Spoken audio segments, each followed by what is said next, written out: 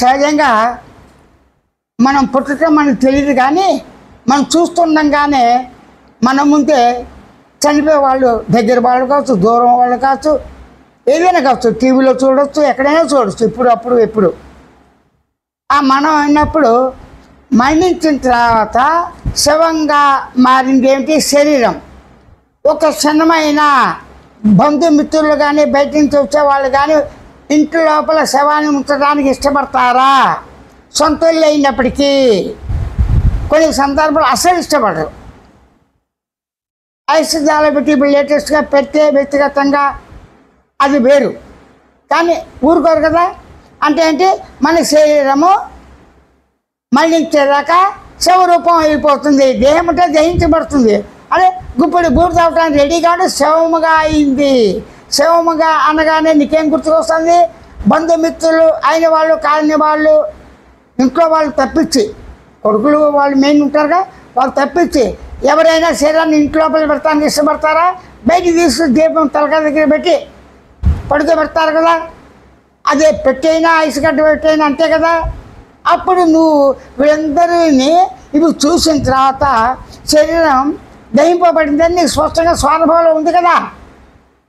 ఆ శవం ఎలా ఉందని అంటావా? శవాన్ని వెతుకుతావా?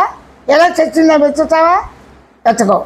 కానీ ఎవరికీ కనబడినే ఆత్మ మాత్రం ఉంది. ఆత్మ అంటే ఏంటి? స్వయం అనుభవమైన స్వయం జ్ఞాన స్వరూపమే, స్వయం సాక్షి స్వరూపమే ఆత్మ, పరమాత్మ. ఏమన్నా అనుకోండి, ప్రాణాత్మ ఏమన్నా అనుకోండి.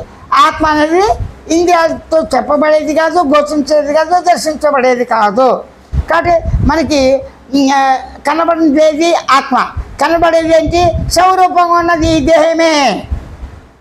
అర్థమైందా? ఆ విధంగా మట్టిలో కలిసిపోయేది ఏంటి? మాంసం మొత్తం కొవ్వు ఉంటుందిగా, బాగా పేగుల లోపల బయట ఉన్నది. ఈ మొత్తం కూడా సన్నగా ఉండేటువంటి బాగా కూడా బహుకాలానికి అవన్నీ కూడా మట్టిలో కలిసిపోతాయి. అవి ఏవైనా కానీ, ఇవన్నీ అవన్నీ కాదు, ఎప్పటికైనా కలిసిపోతాయి, లేట్ అయినా తప్పైనా. అది ఖచ్చితంగా కదా. అయితే ప్రాణం పోయాక కూడా ఇంట్లోకి రానివ్వరు బంధువులు.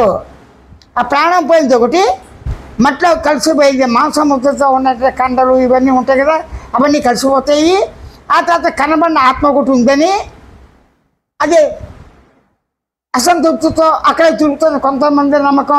జన్మెత్తిందని, లేదు పంచభూతాలలో కలిసిపోయిందని, ఎవరి నమ్మకాలు వారివే. అది మనం క్రిటిసైజ్ చేయకూడదు, అలా అవసరం లేదు. మరణించాక శవంగా మారిన శరీరము, ఎవరికి కనబడిన ఆత్మ, మట్టిలో కలిసిపోయిన మాంసం ముద్దగా కొవ్వుతో కలిసిపోయిన ముద్ద మట్టి అయిపోతుంది శవం అని ఫ్యూచర్లో దాన్ని అలాగేగా ఊహిస్తారు.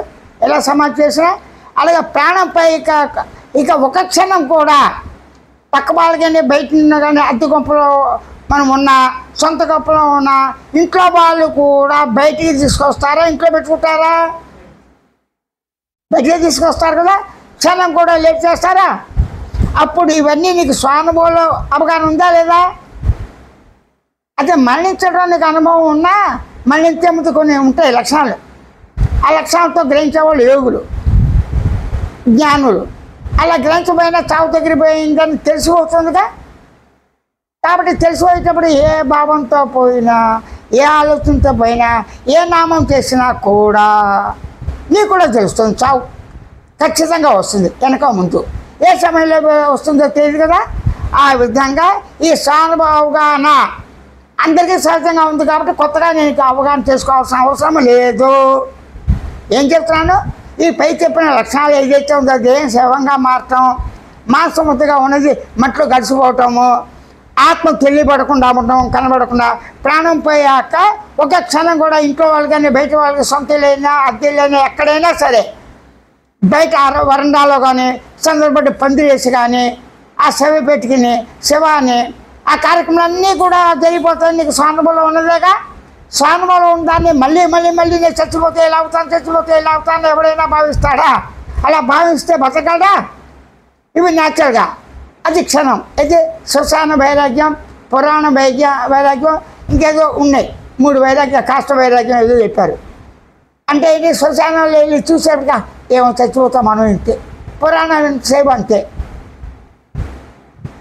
అట్లా ఇంకో గొడవలు పడ్డాం అనుకో తగాదాలు, అప్పుడు కాసేపు వైరాగ్యం వస్తుంది, చేయండి మళ్ళీ వచ్చేస్తారు.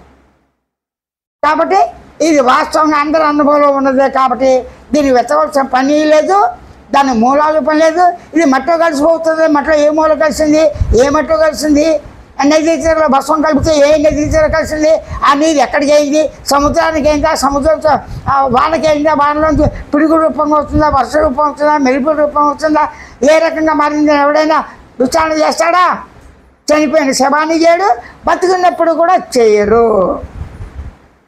ఇది వాస్తవమే కదా. ఆ అనుభవంతో అవగాహన ఉంటే ప్రధానం.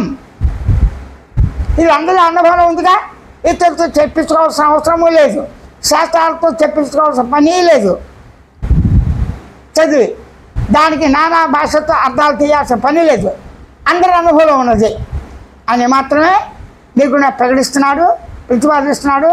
స్వయంభూత సూచనతో ఎరుకుతో దృష్టితో దాన్ని గమనించు.